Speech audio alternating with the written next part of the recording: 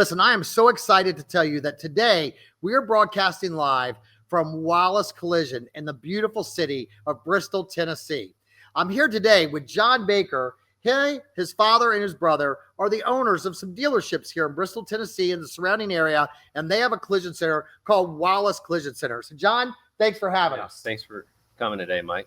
And we also have Jace, and Jace is their designated technician whose full-time job is just to do safety inspections. So let's go ahead and jump in today's session.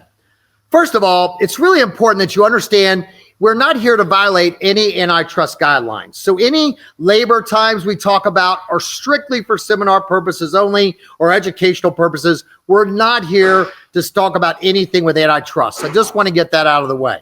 Now, let's talk about safety inspections. Most OEM manufacturers, if not all OEM manufacturers, will have a variety of safety inspections for vehicles that have been involved in a collision. Now, these inspections would include, but are not limited to, things like seat belts, steering columns, the steering gear or steering rack assembly, SRS connectors, SRS components like the airbags or the sensors, even the mounting locations of some of these components, also various trim panels, and in some OEMs even require you to remove the dash and look at the dash supporting braces, knee bolsters, etc. Sometimes the pedal clusters, like your brake, your gas, and even some of your seat components. So again, all of these different inspections, most OEM manufacturers will have guidelines in their electronic service manuals, and we refer to these as safety inspections. Now, let me share with you some things that I've seen out here on the road serving up some collision advice. First of all, let's talk about my friend Tim Papp. Tim Papp has a shop in Illinois. Tim Papp had this Chevy Silverado. Can we maybe get these people, Bud, to get them just to quiet down for us a little bit, please? Let's talk a little bit about a Tim Papp, a 2018 Chevy Silverado. Now, this Silverado came into Tim's shop. You'll see the front end of it is damaged, very minor accident. Now, when Tim went to research this, Tim found 4 pages of inspections that were required within General Motors' electronic service manual. Some of the things that General Motors said was, after any collision, now I'm going to see if I can get my mouse to work here, ladies and gentlemen. After any collision, inspect the following components as indicated. And it talks about removing the dash and inspecting the knee bolsters and the mounting locations and the pedal cluster, etc. So what did Tim Papp do at his shop, Papp Auto Body in Illinois? Well, because anybody that knows Tim knows that he's a pretty black and white kind of guy, he takes these safety inspections to heart. So what Tim did was he inspected the brake pedal. He inspected the A-pillar grab handle mounting location. He removed the headliner and looked at the mounting locations. He looked at the seat tracks. He inspected the seat belts. And guess what? He found damage on the trim panels. In addition, he then removed the dash, ladies and gentlemen, and when he removed the dash, look what he found. Yes, Tim Papp found that the dash carrier was broken. Let's talk about this for a minute. What about if Tim would have never removed the dash and never performed this inspection? We would have performed an unsafe and improper repair. Let's talk about SRS component inspections. Man, I got to tell you, shout out, much love to Tyler and Katie Smith at Rick's Auto Body in Georgia. Now, Tyler and Katie own a shop called Rick's Auto Body in Georgia, and they are Lexus certified. And what they did is they read the safety inspection documentation within Lexus's OEM repair procedures, which is TIS, and Lexus said that in the event that a Lexus, this specific year, make, and model was in an accident, you need to remove the airbags and inspect them. And what happened was, this was the vehicle right here. When you look at this, this is a very, very, very minor accident, right? Like when you look at this, you'll see that the quarter panel is damaged, ladies and gentlemen, but you'll see that it's not like it's something like the vehicle was a rollover or was T-boned, right? So what happened, ladies and gentlemen, was they removed the airbags and they went to inspect them. And when they removed the airbags and went to inspect them, ladies and gentlemen, guess what? They saw the airbags were separated on the back side. So let me say this again.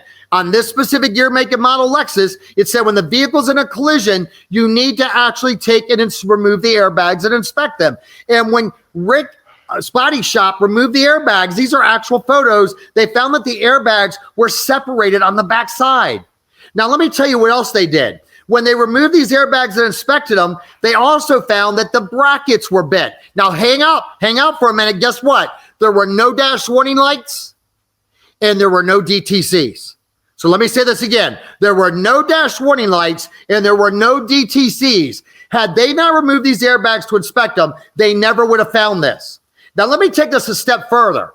Tyler, the owner of Rick's Body Shop with his lovely bride, Katie, they went to do a first responders event. And they said, hey, let's get those Lexus airbags that were separated and let's deploy those during the first responders event. And guess what happened? They went to deploy them and they would not deploy. They did not deploy. So God help us if they had not caught that through the inspection process and left those in a vehicle. Let's talk about seatbelt inspections. I had a gentleman that is in the state of California. Excuse me. And he contacted me. He said, Mike, I'm working on this Honda. And Honda says that I need to inspect the seatbelt components and the mounting locations.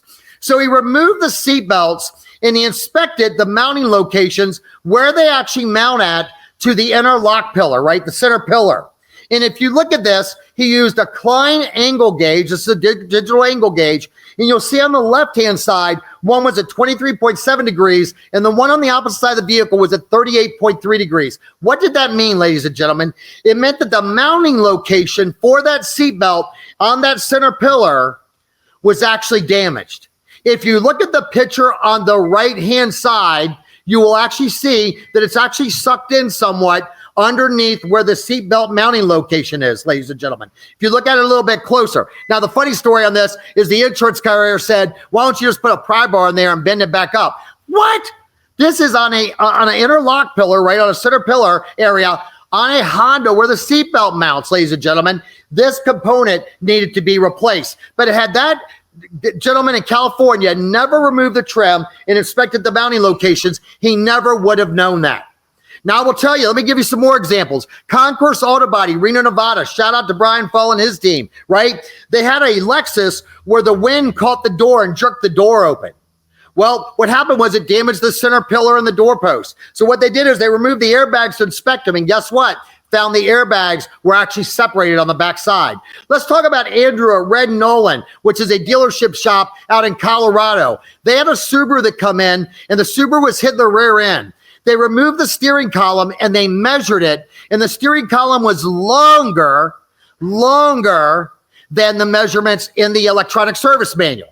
And the insurance carrier didn't want to pay for it. They're like, we're not paying for that steering column if it's too long because it was hitting the rear end. Well, think about this. So what did I do? I reached out when Andrew reached out to me, and I reached out to Bud Center. Love you, Bud, and mean it. And reached out to Bud at iCar. And what he did was they went and they did some studies, and they said, you know what, Mike? It is possible that what happens is if the pin sheared, the steering column collapsed, but then the person had to hold the steering wheel. When they came back, they could have actually made the steering column longer. At the end of the day, did that information, presented to the insurance company, and Andrew got paid. So even on a rear end collision, this is a picture that was on social media that said just this week, 4 out of 6 steering columns failed when they were measured. Now, ladies and gentlemen, in our collision advice, who pays for what surveys, one of the things that we've found is that only 36% of shops are actually even itemizing on the estimate to perform these safety inspections. Matter of fact, 60 to 70% of body shops said, we're not even asking the insurance company to get paid for these. And I'm like, why not? Why not? Do you not care about how the person's car's fixed properly? And what they did is they said, Mike, I don't ask for it because it's too much of a friction point. Well, let me just tell you right now, ladies and gentlemen, an insurance company refusing to pay you or reimburse you for performing safety inspections does not remove you from the liability. Now, today, in today's session, our podcast, On the Road with Mike Anderson, Service Collision Advice, we're going to focus on 2 very specific safety inspections. Number 1, steering columns. And number 2, performing steering gear or steering rack inspections. We're also going to pretty much focus today in today's podcast on Nissan and Subaru vehicles. Now, first of all, let's talk about collapsible steering columns. Collapsible steering columns have been mandatory. That means the government said, you must do this, OEMs, in the United States since the late 1960s. right? And the reason collapsible steering columns were mandated was that in the event that the driver was to impact the steering wheel in a collision, the steering column is designed to shorten to prevent the consumer or the vehicle owner or the driver from getting damage in like their chest area. Now, in regards to Subaru, Nissan, and Infiniti, they pretty much use two different manufacturers to manufacture their steering columns. The most prominent is a company called NSK. Say it out loud with me, NSK. And what happens is these steering column manufacturers really design two different types of steering columns. One is a steering column that has resin like plastic pins on the inside of the steering column that is made to shear those pins in the event of inertia forces and collapse the steering column.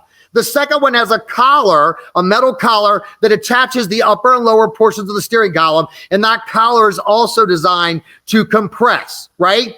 Now, there are some vehicle manufacturers that use a pyrotechnic device to release a mechanism that allows the steering column to also shorten and lengthen and absorb energy from the impact. Matter of fact, if you go to iCar, they have a great resource called What's in a Steering Column, Energy Absorbing Column. Now, I will tell you now that there are several OEM vehicle manufacturers that require, not recommend, require that you perform a post-collision steering column or steering gear inspection, right? Now, some of these, like Volvo, they make a sight glass that allows you to look for a mark to see if that mark is existent or not to tell you if it's collapsed. Other OEM manufacturers like GM or Stellantis say you only need to do it in certain instances. And again, today we're here to talk mostly about Nissan, Infiniti, and Subaru. Now, again, let's talk a little about NSK. NSK is not the only manufacturer of collapsible steering columns, but they're one of the primary manufacturers for your Asian vehicles, right? And bottom line is they developed this with, again, either two different designs, one with two resin pins on the inside of the steering column or a collapsible collar. Now, one of the things I hear from a lot of shops is, well, Mike, do you only need to do this if it's a front-end collision? Do you only need to do this if the airbag deploys? So what I did is I started doing a ton of research on this. I bet you I have 200 different websites, videos, and links. I'm not embellishing, all about steering columns. So first of all, do you need to inspect the steering column on a front-end collision? Absolutely. Why? Because the steering column is directly in the path of where the impact's at in the frontal offset or frontal crash. And even at moderate speeds, the energy from the impact, meaning the frontal or front offset collision, can actually push the steering column towards the driver, and it could cause internal damage to the collapsible mechanism.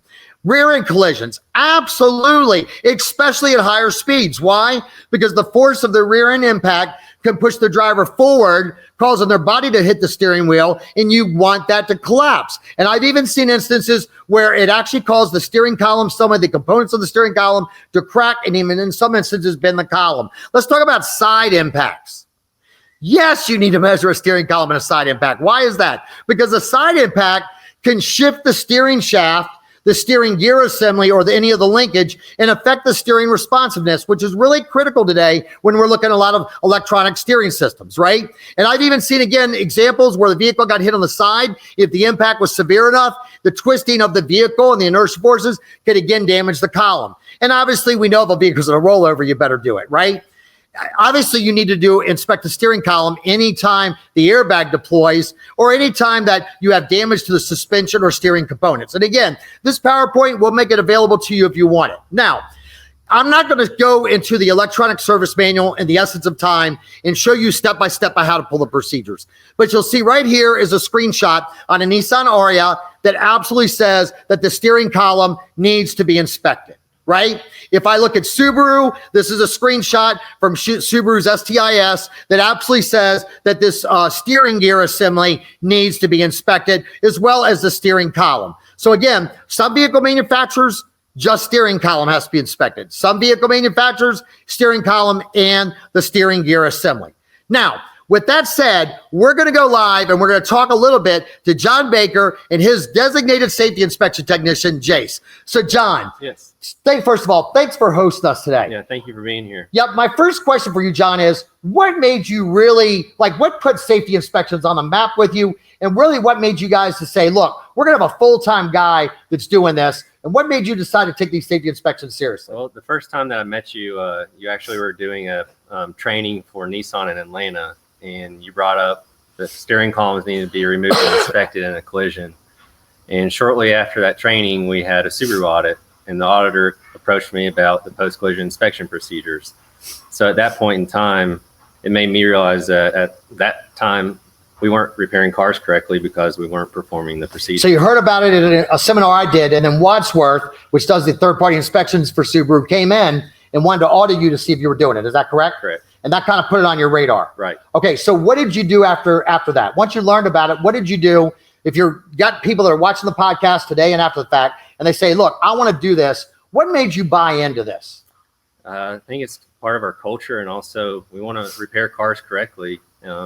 It'd be no different than sectioning in a quarter panel incorrectly, yes, in my view. And safety is our utmost concern. And we want to make sure when we return a vehicle to our customers, the car will operate as if it wasn't an accident before. So what we did is we came back and we started pulling the repair procedures, identifying the different tools and equipment that we need to perform the inspection procedures. And we just dove right in. Okay, so now you guys are obviously a Subaru dealer as well, right? Right. So honestly, the biggest thing I hear, and I guess listeners, hopefully you'll share this with me as well. The biggest thing that we hear is that an insurance company will call a dealership and the dealership will say, oh, you don't need to do that if there's no DTC or no airbag lights, which is absolutely false. So what did you find as from, owning a family dealership business, right? Multiple dealerships. Right. When you went to talk to your service department about it, what was it you found out? How knowledgeable were they about these safety inspections? They didn't know they even existed. So you had to educate them. Yes. Okay. Yes. So then you went and you purchased the proper tools. Is that correct? Correct. And we'll talk about that in a moment. But let's talk about third-party payers. I mean, let's just talk about the elephant in the room. I think everybody that is on this call right now, or anybody that's watching this podcast now or after the fact, is probably saying, Mike, the insurance companies won't pay for it. First of all, let me just tell you right now, an insurance company refusing to reimburse you or pay for it does not remove you from the liability. So get that out of the way. Say the drama for your mama, right? So at the end of the day, John, let's talk about the third-party payers. Are you seeing success? Are you getting paid for these? Sometimes you are, sometimes you aren't. And the ones you are, what are some things you've done to educate them to get reimbursed? So one of the first things that we did, we actually set up a meeting with local insurance adjusters or managers of the area and invited them in to come in and actually watch us perform a safety inspection on a vehicle to help educate them as to what we were doing and also why. And of course, we had some insurance carriers that still wanted to refuse to pay for them, and then some were more likely to understand why we were performing them and also pay. It didn't happen overnight. It was a constant battle, and we still have some of those battles today, but it just takes time and effort and consistency, I would say, is the important thing too, making sure that your team is writing the inspection procedures the same way every time on the repair plan. Awesome. Now introduce this young man right here next to you with me. This is Jace Ketron. Hey, Jace. Nice to meet you. Yep. And Jace, his full-time job is doing safety inspections, Correct. right? Yes. Okay, so Jace, we got a lot of things laid out on a table right here. Show me some of the things that you have on the table here that you actually utilize for performing some of these safety inspections.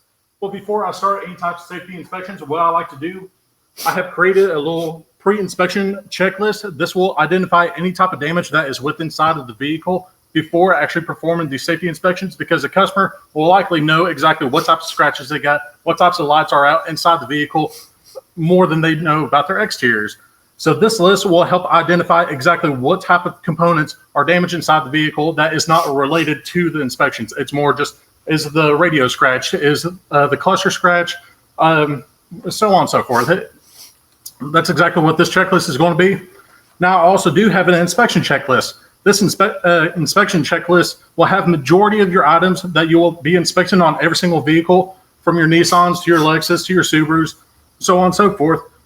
And what I decided to create with the sheet is to help me understand, like if I were to disassemble a vehicle and I was mid-inspection, then ended up leaving for the weekend, then having to come back, this sheet will help identify exactly where I left off, so I'm not going to miss a single component on these. So if you got interrupted and you came back, you would know where you're at. Can you read off some of the stuff on here? Driver's airbag, clock spring, knee airbag. So you got the steering column, steering gear, U-joint, impact sensors, control module. Great. What's those yellow things that are on the on there right there? Yes. What are those? All All right, so a lot of these are our cue cards. So problems that we actually had with our insurance adjusters that they didn't really understand on what kind of components that we were actually messing with. So like whenever we're trying to take pictures of our impact sensors or our seatbelt assemblies, these key components will actually help identify exactly where that location is. It will. One thing that we also like to do is actually place an RO on these tags to help identify that these pictures are actually to this vehicle, because there are some times where you might have somebody say, well, these pictures look identical to something else. Well, honestly, we work on a lot of Subarus that have the exact same colors. So having an RO will help identify exactly where this location is, how it's being torqued. It's to help with documentation. So you use those tabs with like a yellow piece of masking tape with the RO number. Is that correct? Yes, sir. Okay, great. All right. What do we have in that case right there where it says 1000N? All right. So this is our digital force indicator. So this is what we use to apply force against our steering gears, because within the procedures, they're going to tell you that they need to see this type of measurement within this applied force. Well, this digital force gauge will help us identify exactly how much force we are applying. Can we hold it up here so they can see it? Yes, absolutely. And what's the tape on here for? Can you hold it up so they can see it on the camera? Yeah, so the tape that we have on here is for the ROs. So just as I was describing with our little cue cards, we need the ROs in every single photo so we could identify to the insurance adjuster that this goes exactly to this vehicle and that it has not been performed on any other vehicle. Okay. So just walk us through really quickly there. What's some of these other things that are on your table here of all these different tools you have for performing safety inspections? So one of these tools right here, this is a steering wheel puller. And whenever you go to remove the steering wheel off the steering column, you do not want to try and beat it, because you're going to cause damage to the steering wheel. You're going to cause damage to the column. That could have possibly been prevented. But if you were to use a steering wheel puller, this is actually going to help remove it. It might take a little bit longer, but it's a lot safer. Why are some steering wheels hard to remove, Jace? So the question is, why are some steering wheels hard to remove? Because there's sometimes to where the amount of torque that's applied onto these, or say like in your GMs, they're actually going to have a threaded Loctite on their bolts. They're tightened down so much that it's kind of difficult to get the steering wheel off. So if you were to use a steering wheel puller, it's actually going to have applied force pressing onto the steering column itself, but being able to pull off the steering wheel. But there are some times to where, say, if you did have a damaged steering column, that the steering wheel might be stuck. You might not know it at first, but to prevent any type of other further damage, it is recommended to use a steering wheel puller. And by the way, ladies and gentlemen, stay tuned, because in a few moments, we're actually going to have Jace use some of these tools and do a live demonstration for you on a steering gear and a steering column assembly. So stay with us now. What else we got on here, Jace?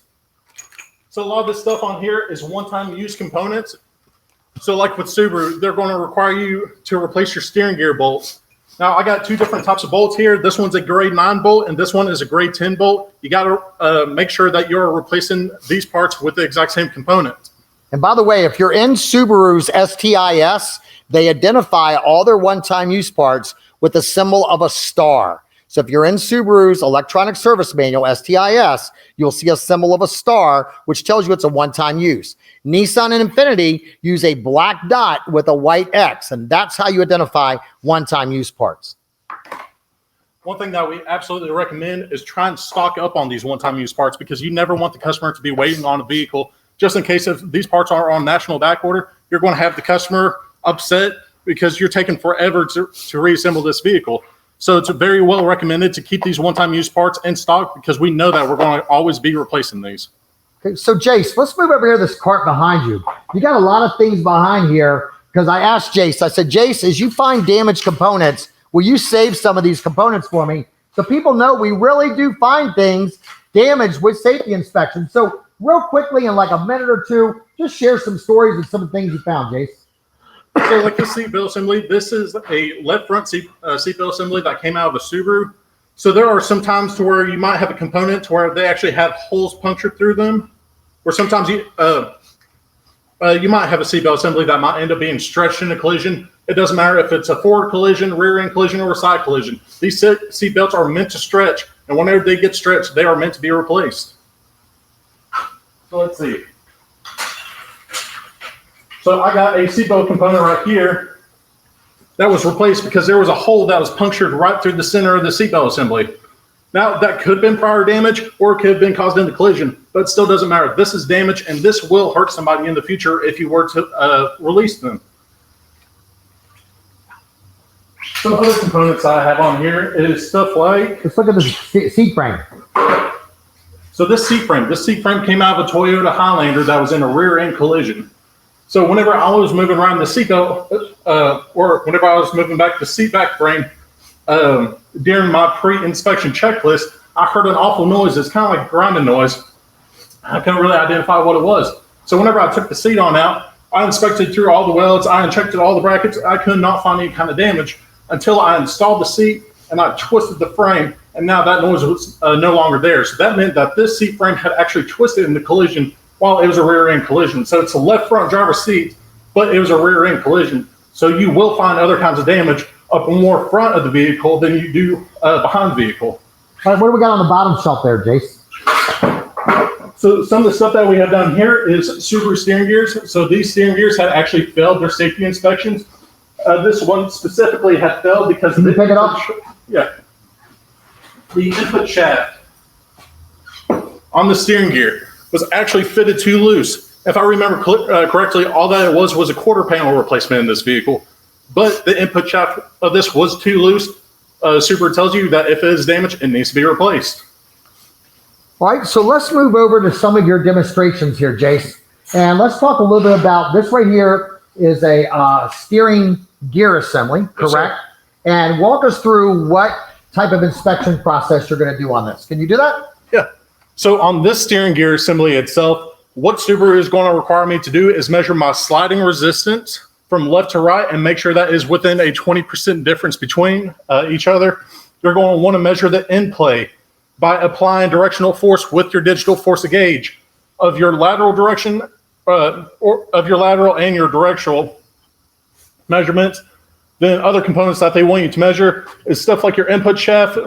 They want to measure what that in play is, and they also want to make sure what the rotational resistance is going to end up being. Okay, so what do you got right here?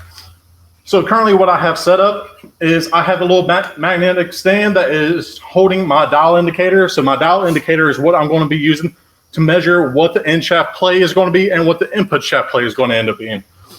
So this mounting plate that I currently have on here we actually decided to go and make it. So what we used was the steering gear bolt from a Subaru and took a welding coupon, welded the bolt onto the coupon, and now we actually have a bolt that's mounted onto the steering gear itself. Because if you were to mount your bracket onto the device itself and your steering gear moves, well, now your measurement is inaccurate. So if this steering gear were to ever move, I want to make sure that my dial indicator is actually sitting on top of your steering gear. Because a lot of times whenever you go to set this up, it is going to take a little while, and you don't want that measurement to end up messing up. So one thing that I'm going to go ahead and demonstrate is going to be my my slide resistance. So I will take my digital force gauge. The reason why we use 1,000 Newton meter is because Subaru had actually changed up their procedures in 2024. So we went ahead and made sure that we got a tool that has actually meet those requirements. So everybody listen very carefully. You said Subaru made a change. Can you tell them what the change was that Subaru made? They went from 500. So they went from 360 newtons worth of slide resistance all the way up to 686. So you had to buy a new piece of equipment. Correct. So we used to have one that went up to 500 newtons, but now since it has changed up to 686, we had to update our equipment because Subaru updated their procedures. So with this tool, what I'm going to do is I'm going to take this little flat-ended bit. I'm also going to use a bolt that I decided to cut off because the insides of these racks are actually hollowed out. So if I tried to place this bit inside of here, it's just going to push on through. So I decided to go ahead and take a bolt to where the washer head will fit the exact same diameter. Can we go and show Tracy? Can we scoot to the very end of this just to show? Can you hold the bolt up there so they can see what you mean, a visual by how the bolt covers up over that hole? Yep. So now I currently got it on my tool. I'm going to go ahead and make sure that it turns on, make sure that everything works exactly as it needs to. So it's set to 0. I want to check whatever my peak resistance is. I don't want to try and apply pressure, see it move, and try and snap a picture. I want to see whatever its maximum applied pressure was. So I'm going to end up taking this bolt. I'm going to place it at the end of this rack. So now you can see that the washer actually fits on the end of the shaft Now I'm going to take my digital tool, I'm going to set it on there, and whenever I apply pressure, I'm not going to ram my arm into it because I'm going to get an inaccurate measurement. What I want to do is slowly apply pressure until this sliding resistance starts to move. So like I said, this is only 360 newton meters, so if it exceeds that number, that means that it is damaged. So I'm slowly applying this. I am not trying to place a lot of pressure on. So we have currently exceeded that number. You can see how the end shaft. Where the shaft moved. Yeah. So whenever it moves, that is what your number is going to be. If it just barely budges, don't use that number. It needs to fully move because you aren't just bumping the steering wheel whenever you're turning it. You're doing full rotations. So you want to make sure that sliding resistance is going all the way on through. Now, if you're able to see this number. We close in on that, Trace? So this currently says 414.3 newtons. That means that this had actually exceeded its requirements. So it said no more than 360 newtons. But now this is already reading 414 newtons. So things that you can do to make it better is adjust the steering gear. But a lot of times we found that whenever you go to adjust the steering gear, it will actually fail other components. So we highly recommend if you get to this stage and it's already failing sliding resistance from both sides, we recommend just going ahead and replacing the steering gear itself. Okay, let's talk a little bit about a steering column. So let's go ahead and grab this steering column right here. And let's talk about some things, some of the tools that you will utilize in order to measure a steering column. In the essence of time, we're not actually going to measure it, but just show them some of the tools that you'll utilize. So one of the tools that we like to use is our tram gauge. So on Subaru's procedures, they actually tell you that from this endpoint to this endpoint, they want 802 millimeters plus or minus 1.5 millimeters. That plus or minus is really important because, as Mike was demonstrating earlier, you might have a customer in a forward collision to where they might push you a little bit too far forward, or you might have one that's fully extended on back. But whenever you read these procedures on Subaru, they tell you to actually measure this whenever it's completely minimized. Sometimes they'll tell you whenever it's maximized, or sometimes whenever they will tell you whenever it's minimized. And then that's whenever they will give you that plus or minus tolerance to go along with that measurement. Now, some of the things that I have experienced in some of the shops I've been working in regards to performing these inspections is not just the measuring of the steering column, right? There's also things you want to inspect up here, Jace. Let's share a little bit about that with them so the camera can see. Yeah, so a lot of times what I like to do is I will actually inspect these welds, make sure that they are actually properly done, make sure that there's no porosity in the welds, and make sure that the robots actually did exactly what they need to. But there are some times to where in a collision, say if you were to slide the steering column on forward, you will actually be able to see marks. So right here, you can see exactly where the nut is placed on the flange, but there are some times in that collision to where you could actually see that slide on forward. And if that were to slide on forward, that will be a key indicator that this steering column has collapsed without even removing it from the vehicle just yet. All right, now, a lot of times, and again, ladies and gentlemen, in this podcast, we cannot do it justice in regards to every single thing that has to be done in regards to safety inspections. But I think we need to understand, come on over here, Jace. I think everybody needs to understand that it's not just the measuring or the inspection of the steering column or the steering gear. It's what do you got to do to get these components out to perform the inspection. So Tracy, could we film the inside of this vehicle for a minute? So this right here, ladies and gentlemen, excuse me, is a Subaru Outback. So I want you to look at everything Jace had to remove from this vehicle. So Jace, stay with me here for a minute. First of all, why do we have some components out of the rear of the vehicle? Well, in the rear of the vehicle, according to Subaru's procedures in this type of collision, they wanted you to go ahead and remove the headliner because they want you to inspect your curtain airbags and its mounting locations. Sometimes it's going to end up requiring you to measure your rear seatbelt assemblies. So you had to remove the headliner and remove the rear trim panels in order to inspect the seatbelts as well as the seatbelt mounting locations. Is that accurate? Correct. All right, now let's fast forward and let's go up to the front of the vehicle if we could, please, Tracy. In the front of the vehicle, I noticed you've got the dash out of the vehicle, all the seats are out of the vehicle. Why the headliner? Why are all these things out of the vehicle, Jace? Well, the reason why the dash is out is because the passenger airbag is actually mounted into the dash itself. So if you want to inspect the passenger airbag properly, you have to remove the dash out of the vehicle.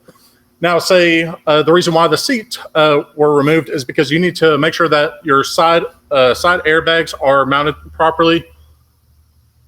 you want to make sure that your cushion airbag, your occupant sensors, everything is functioning correctly, even though that it might have just been in a minor collision. So again, in this instance, Subaru says on the electronic service manual, John, is, if I understand correctly, that these components all have to be removed so inspections can be performed, correct? Yes. Now, what's the tennis ball? Tell everybody about the tennis ball on the gear shift. Jace, why did you put the tennis ball on there? So the reason why I decided to go and get the tennis ball was because a lot of times whenever you're removing that display system, the display system gets really close to that gear shifter. And that gear shifter, once it's removed, it actually has a lot of jagged pieces of metal. So typically I like to use that tennis ball to try and help prevent it from getting stretched. But also what I like to do is I like to tape up my display systems. So that is also another preventive way from the display from getting scratched. So again, it's not just about measuring the steering column. It's not just about inspecting the backside of the airbag connector. It's about all these components that have to be removed in order to inspect those, right? Mm-hmm. And I really just want to give a shout out to John, on how well he labeled all of his wires and protected the interior. Now, let's look at this cart right here. You'll see all these things that Jace had to remove. Excuse me. The steering wheel, the speaker. You'll see the airbags that he's removed so he can inspect the backside of the airbags. And then you'll see that Jason's taking extra care to actually protect all these components, like in shrink wrap or bubble wrap, so they don't get damaged. Another thing I really like that Jace did here is that, and Tracy, let's see if we can get a shot of the underside of the vehicle where the wheels are at. So you had to remove the exhaust and some other components underneath the vehicle. Why did you have to remove those? I had to remove them to get access to the steering gear assembly that Subaru's require me to inspect in this collision. So you had to remove like some heat shields, you had to remove the wheels, you had to remove the exhaust. Also saw some brackets that went up to the cross member. You had to remove all those just to get the steering gear assembly out in order to perform this test that you have up on the bench, correct? Yes, sir. And then if we look right here, I like again what Jace did, Tracy, on this wheel or this tire, is he actually put RH on there. So when he removed the left and right front wheel tire assemblies, you labeled those, so we ensure we put them back on there. So again, some people might say, Mike, that's common sense, but we know that common sense is not so common, right? Absolutely. So Jace, again, you've shared a lot of really cool things with us, and we're going to come back here in a few moments for any questions from the listeners today. Anything else that's on this bench, piece of equipment that you would like to share with anybody in this podcast today? So one component that Subaru actually requires you to use, so this wrench is actually Subaru certified to measure their steering gears. They have actually updated their wrenches, but this wrench, we actually use this end of the spindle to measure what our turning resistance is. So this is actually a required tool to measure your steering gears and your Subarus. All right. And then let's talk about your torque wrench. Now, I got to tell you, I was on was watching a YouTube video where somebody actually did a safety inspection on a vehicle, and they were sharing their insights. God bless them for wanting to share it with the world. But they were talking about using a Harbor Freight torque wrench. Please, if you're going to use a torque wrench, use a torque wrench that's credible. I'll be honest with you, I've got some things I bought from Harbor Freight, but I'm not going to use them in regards to like safe and proper repairs. It's also important to understand that your torque wrenches need to be calibrated. I believe Subaru says every 6 months. Is that right, John? I think it's every year. Every year. Okay. Some OEMs have specific requirements, and you guys, again, your torque wrenches, I believe, are snap-on, correct? Correct. I got a 1/4 inch and a 3/8 snap-on, and these do the job perfectly. Okay. All right. So what we're going to do is we're going to shift gears for just a minute, and I'm going to invite another friend of mine on here with us, John and Jason. That is Bud Center from iCar. And let's see if we can go back and share my PowerPoint again.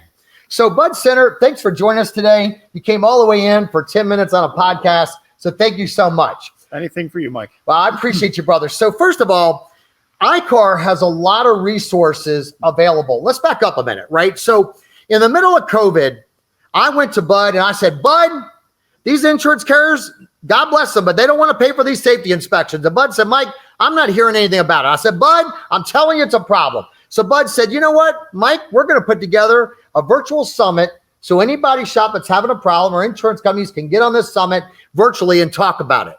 The night before the summit, virtually, Bud calls me and said, Mike, I thought you said this was a problem. I said, Bud, it is a problem. He said, well, why do we only have 15 people registered for it and 10 of them are insurers? I was like, oh my gosh. So I called a bunch of people I know and said, man, can you get on this webinar? And we got over 100 people on the webinar. And at that time, keep in mind, this was 4 years ago, iCar set up a special website link that said, if you have a third-party payer that does not want to pay you for a safety inspection, let us at iCar know. If you are a shop and you think that the safety inspection is too invasive and you think it's uncalled for, let us know. If you need clarity on it, let us know. And in 4 years, Bud, how many shops submitted inquiries? Until about 2 months ago, I think we had about 40. 40!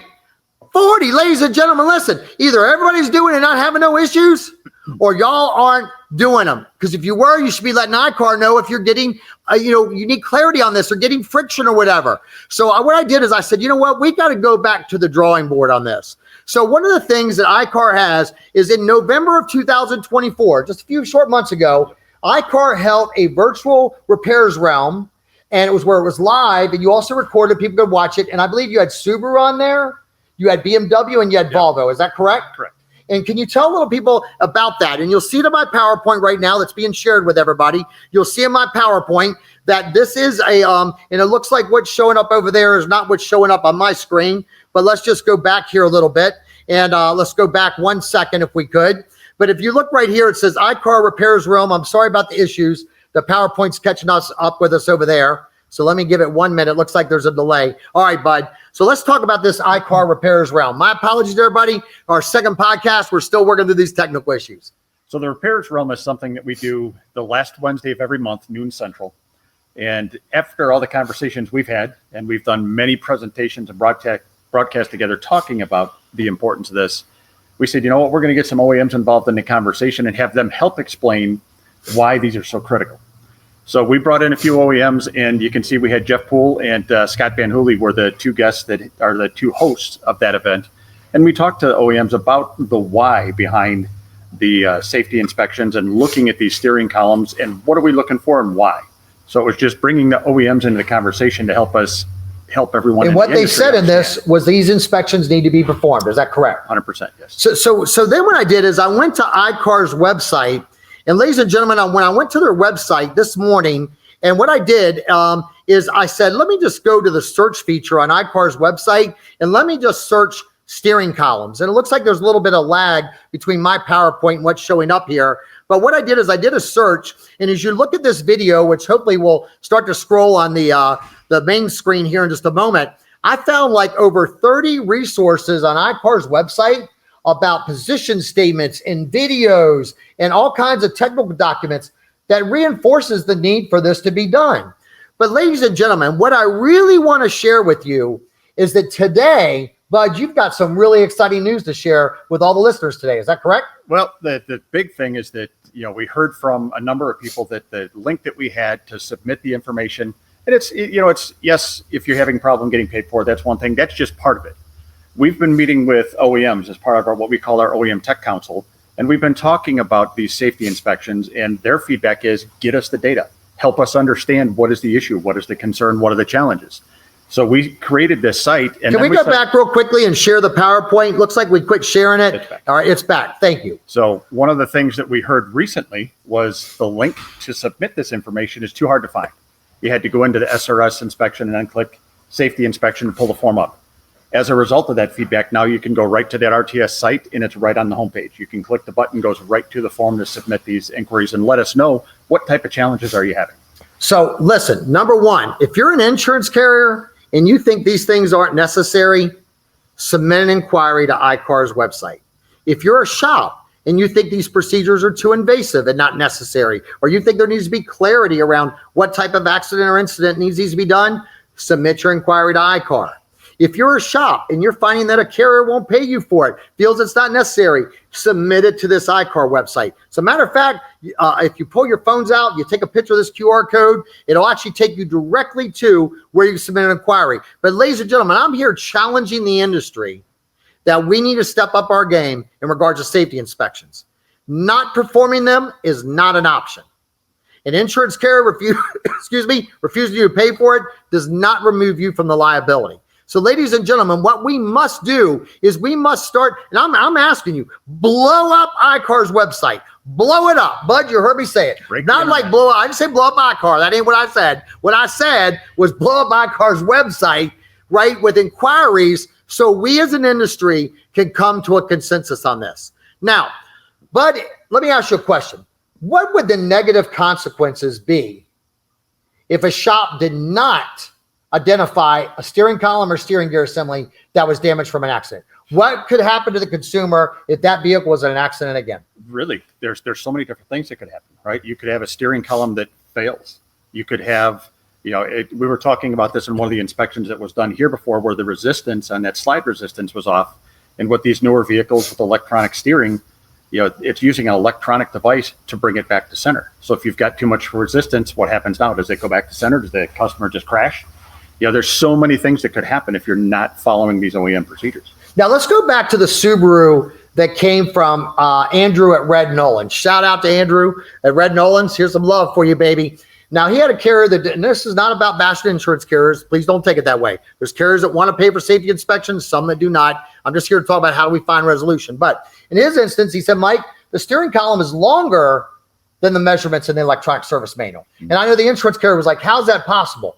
I believe you all at iCar did some studies and some tests on this. Is that accurate? So we had some, we just happen to have steering columns. Imagine that at iCar. We've got a few out there. And we had some in the shop, and I reached out to the manufacturers. I reached out to a few different manufacturers and said, is it possible that the steering column could be longer? Because logic would tell you that it could be, right? That if that pin breaks, why couldn't it be longer instead of just shorter? And then we looked at some steering columns we had out in the shop and said, oh, absolutely, it could be longer. The OEMs agreed. And then we just provided that information to the shop owner and said, hey, based on what we've done in our research and our study, it is possible. Awesome. So Jace, can you come here for a minute? And John, can you come here for 1 moment, please? So let's just say, for example, and Jace, I want you to take, Tracy, we're going to go improv on this. Come on over here, Jace. So Jace, would you stand right here where Bud's at? And let's just pretend that you're the driver of this vehicle, right? So you're driving. And now let's grab the steering column. Mr. Baker, can you come over here, please? And can you just hold this? It doesn't have to be exact. So let's just look at the steering column, right? Now let's say that Jace was in an accident, right? The internal pins on this shear, steering column collapses, but then all of a sudden Jace, because of inertia forces, a large man comes backwards. Could it take and stretch that steering column? That's a question for all of you watching this podcast, right? I'm just doing a quick analogy for you here, right? But at the end of the day, ladies and gentlemen, could it cause the steering column to be longer? Especially, again, in a rear-end collision. And I'm not an engineer, but you're naturally going to go for it, even with your seatbelt. And then again, you're going to come backwards, right? And then once those pins are sheared, this internal steering column starts to slide. Would you agree with that statement, gentlemen? Yes, sir. So at the end of the day, it's really important. Thank you, John. Thank you, Jace, that we understand, ladies and gentlemen, that yes, sometimes steering columns are going to be shorter. Sometimes they're going to be longer. Now, Jace, come on back over here. Quit trying to run away from us, Jace. So, Jace, how old are you? I'm 24 years old. You are 24 years old. Now, Sheryl Driggers, are you on the webinar with us right now? So, gentlemen, Sheryl Driggers, my amazing teammate, one of the things that she does on behalf of Collision Advice is she goes to body shops and she will reach out to consumers that actually had their vehicles involved in an accident. Mm-hmm. She will do what's called a customer focus group. So Sheryl Driggers went to Pap Auto Body, again, love me some Tim Pap in Illinois, right? And what she did is she called some customers that Tim fixed their vehicle on and the insurance paid everything. She called some customers that Tim fixed their car and they had to pay out of pocket. And she actually called some customers where they did not want to pay out of pocket and the insurance company said you should go to this other shop. So Sheryl had a whole range of consumers at Tim Pap's body shop. And Sheryl met with them in person on a customer focus group. And one of the questions, Sheryl, that you asked these vehicle owners, these consumers was, if your insurance company wasn't willing to pay for safety inspections, would you pay for them out of pocket? And you educated the consumer about safety inspections. Is that right, Sheryl? Absolutely. We had props. We had a steering column there. I used the SCRS consumer tip videos. They've got some great videos to share with consumers. And then we asked the question, hey, if your insurance company would not pay for this, what would you do? And what did they say, Sheryl? These are real vehicle owners. What did they say to you, Sheryl? So they, number one, couldn't believe that it wasn't required, that it had to be paid for by their insurance company. Number two, there was a specific consumer that said it was ludicrous to think that she would not pay for those safety inspections because she couldn't lay her head down at night knowing that she was putting her grandchildren in her car again.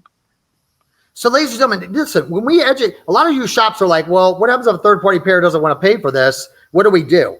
It starts with educating the consumer. John, would you agree with that? 1,000%. You have to educate the consumer. John, are there customers of yours that pay out of pocket to have their safety inspections performed? Yes.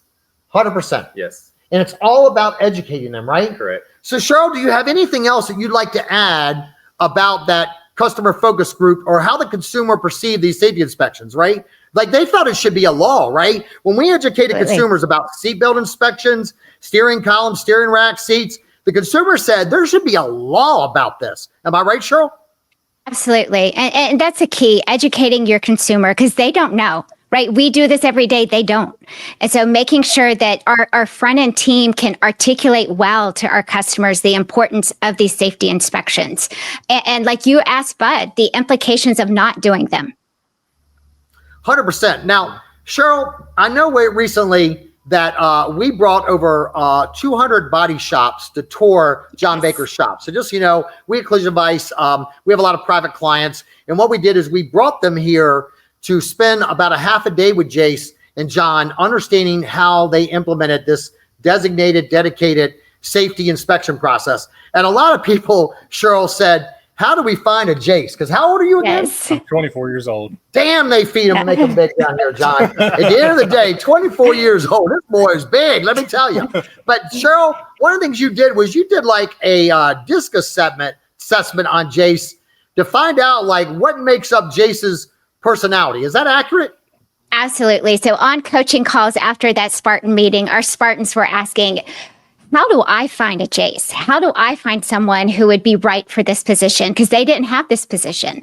And so Jace and John were so generous for their time. They took both the DISC assessment and the Working Genius assessment. So DISC is a communication tool, right? It's helping us understand how we communicate and our behavioral style, how we respond under stress.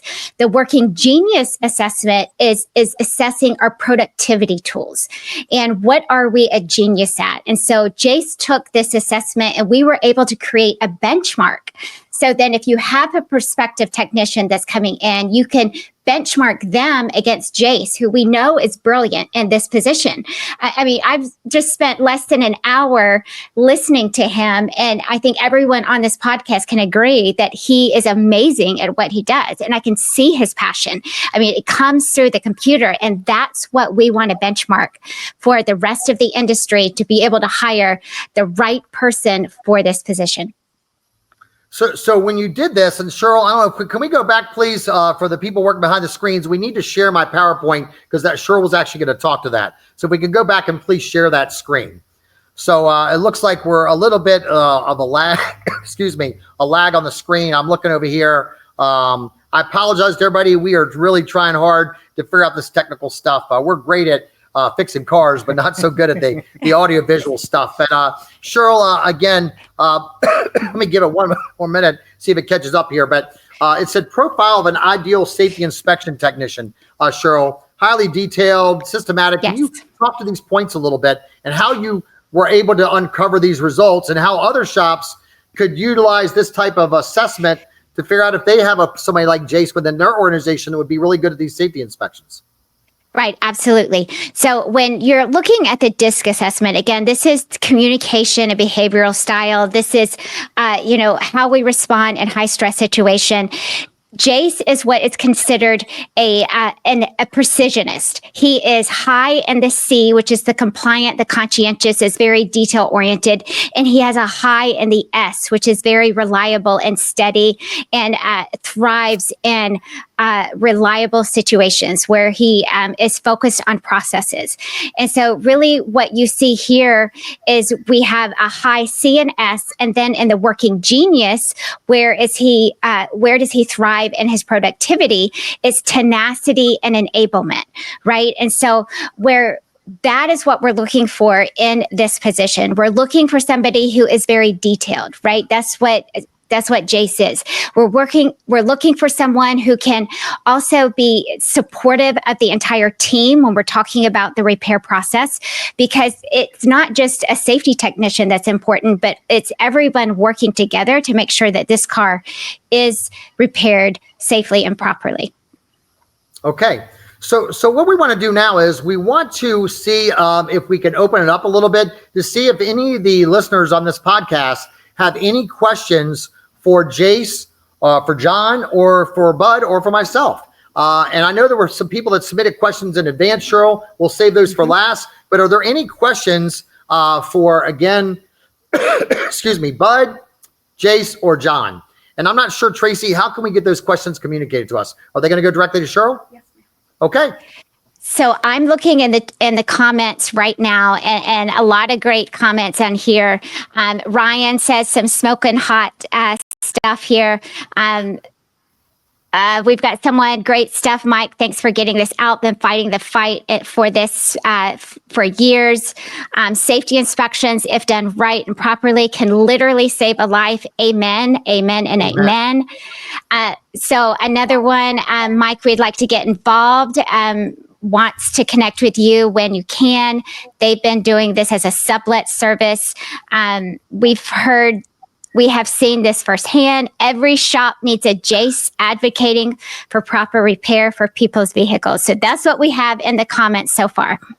Yeah, let me also say this. If you are a shop and you find something that's damaged as a result of safety inspection, send it to me and my team. We're trying to build a catalog of this. Send it to Bud.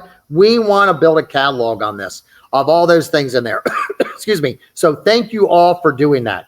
Also, I just want to reiterate that not an insurance carrier refusing to pay you for this does not remove you from the liability. And I want to make sure you understand, I mean this in the utmost respect.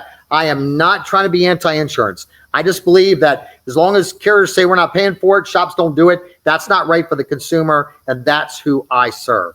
All right? So any other questions, again, before I let these gentlemen go, excuse me, Sheryl, and we go to some of the questions that were submitted in advance. Any other questions? A couple of questions came through.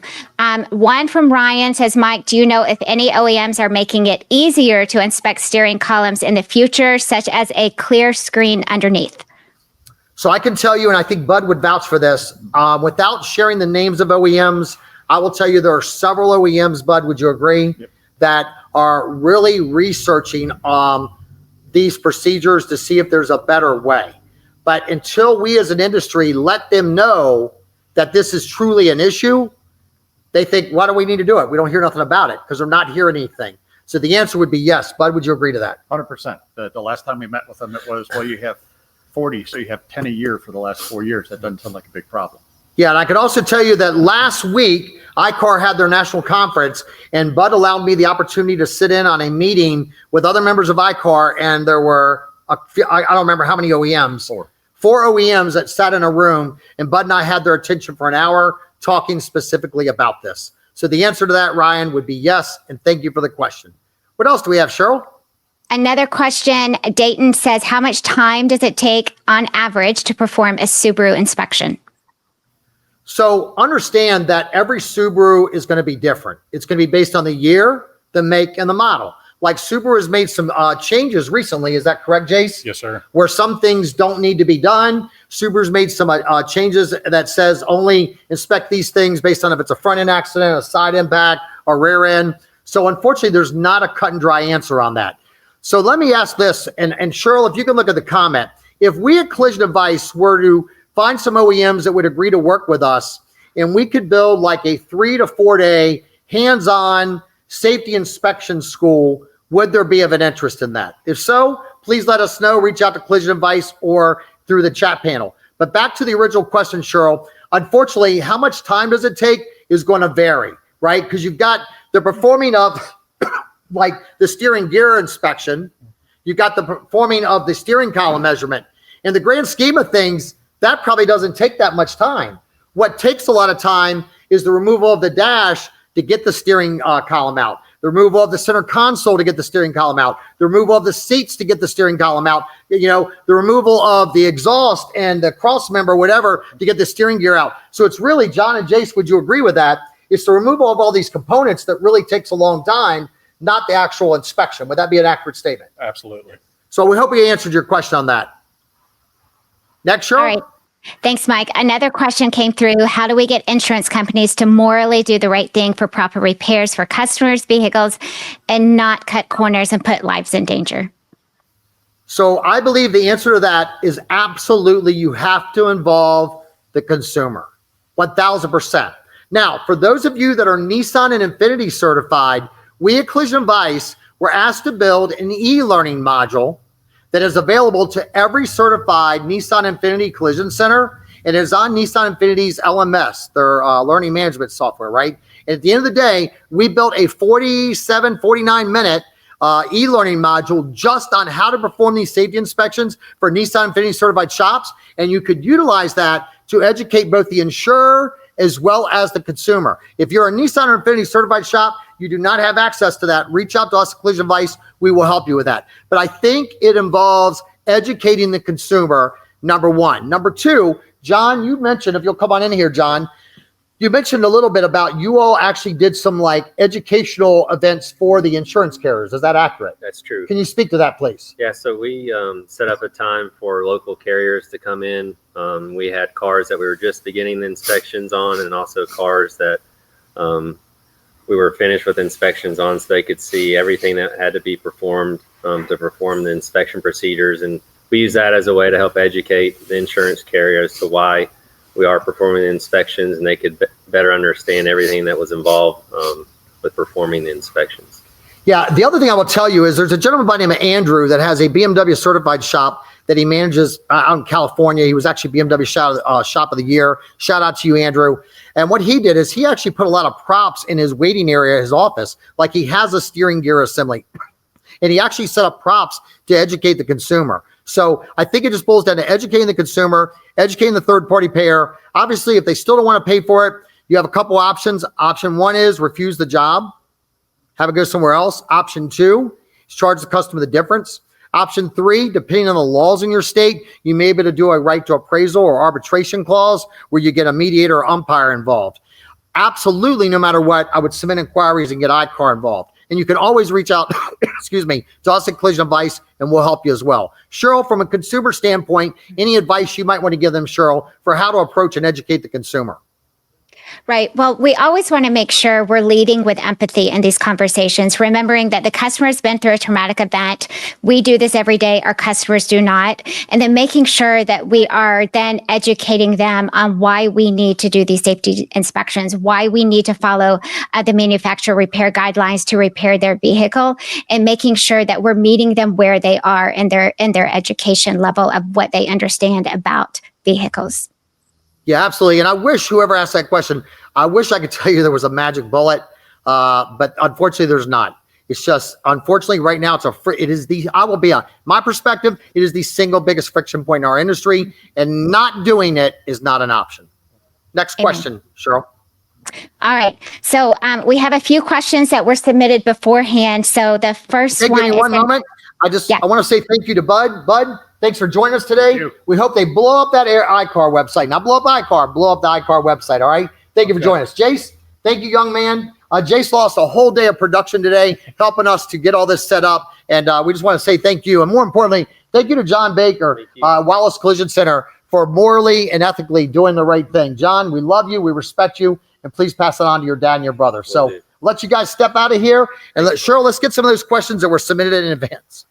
Yeah, absolutely. So question number one is, how can smaller shops compete with large MSOs when it comes to training and implementing best practices?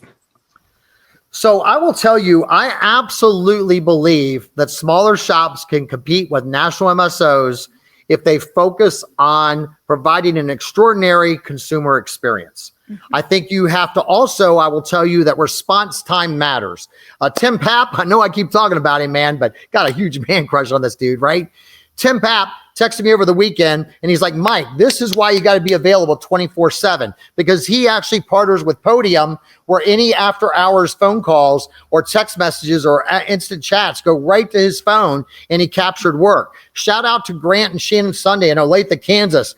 They have a feature where consumers can reach out to them after hours. So where you, as a small shop, can compete with a national MSO or regional MSO in your area is by being available for the consumer. And whoever is most available, whoever responds or reacts to that consumer first in regards to when they reach out with a text, an email, phone call, is going to get that job. I think the other thing I would say is I've really seen consumers be really successful and I should say consumers be successful. I'm sorry. Shops be successful is that when they invest in grassroots community marketing efforts, be involved in your communities, absolutely will put you with the customer.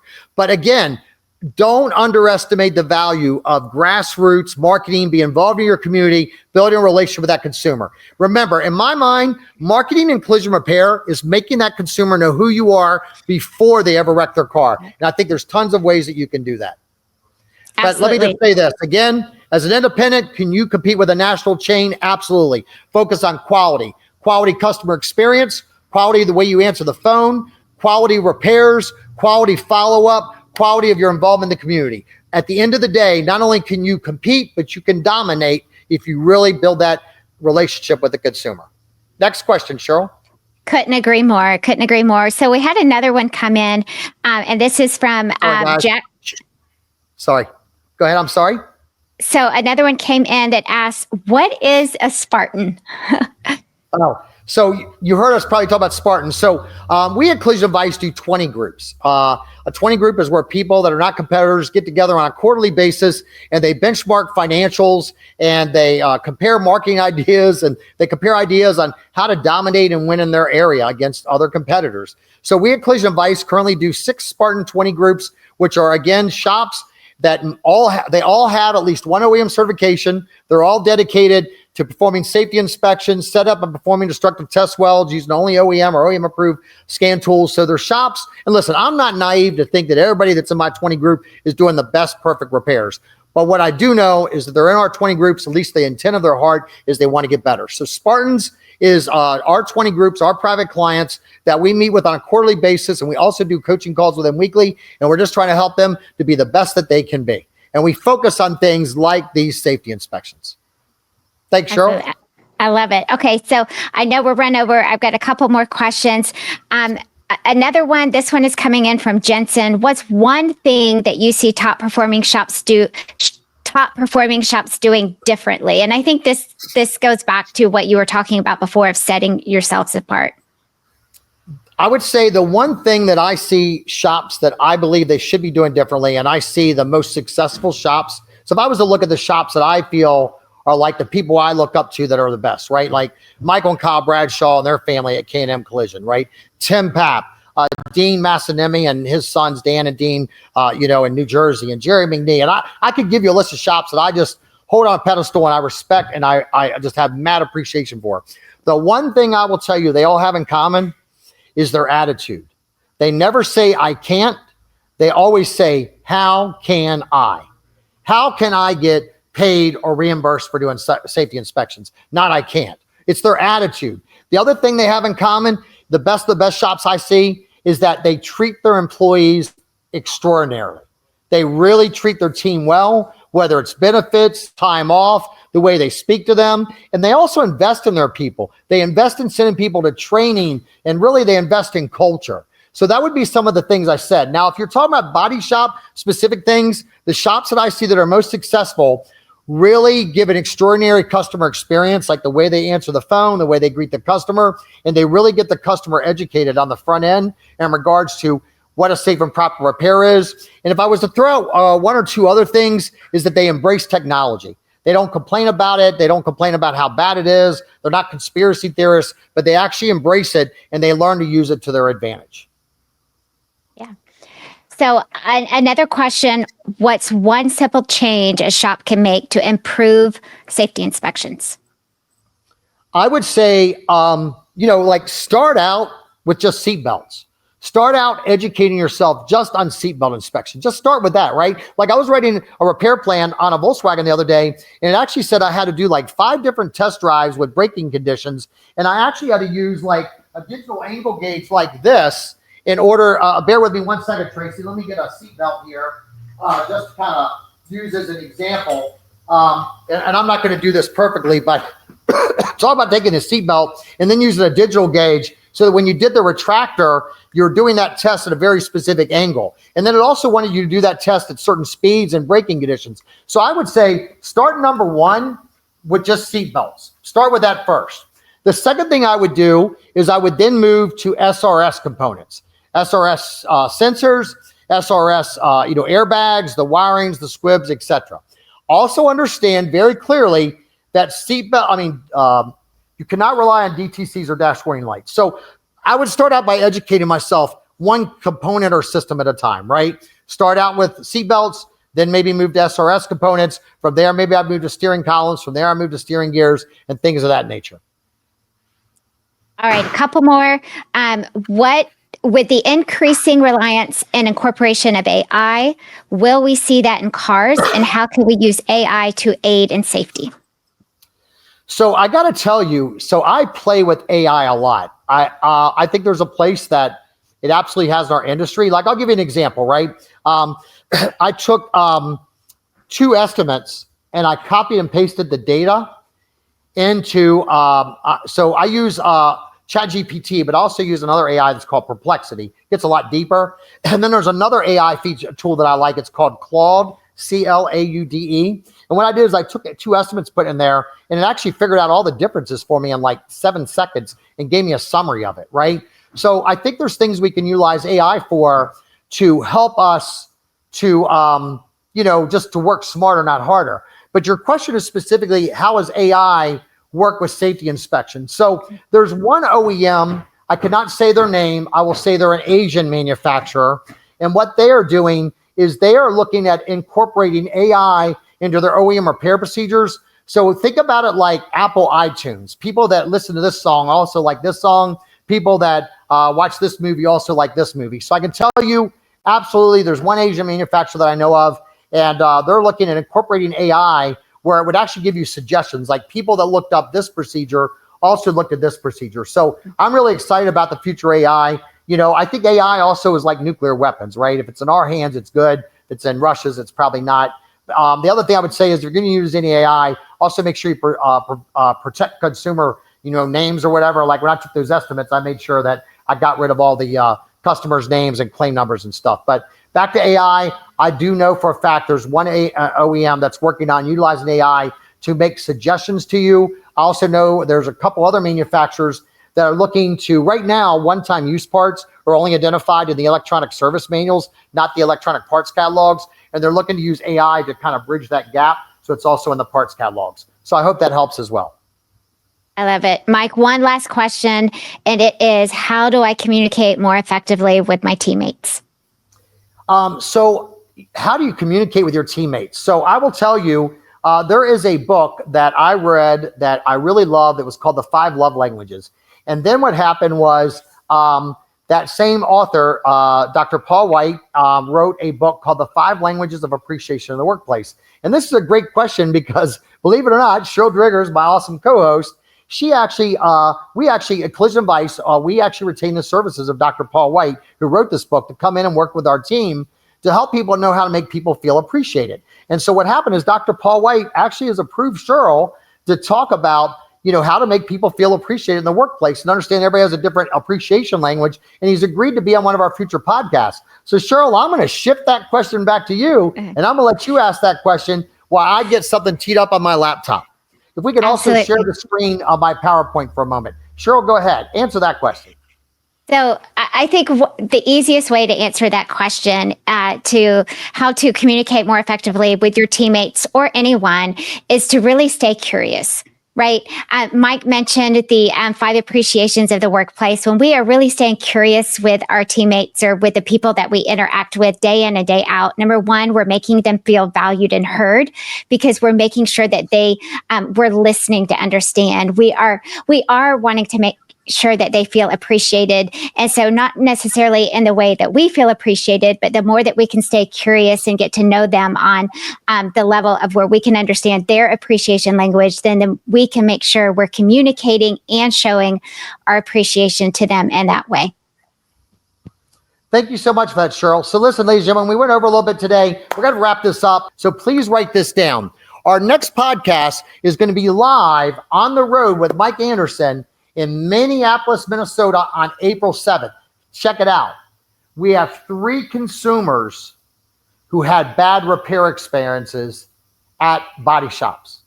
We have 3 consumers, one from New Jersey, one from Minnesota, one from Wisconsin, and maybe one from Illinois. So maybe 4 that had a bad experience and had bad experiences where the body shop did not fix their car properly. And what we're going to do is we're going to interview those consumers live on our podcast.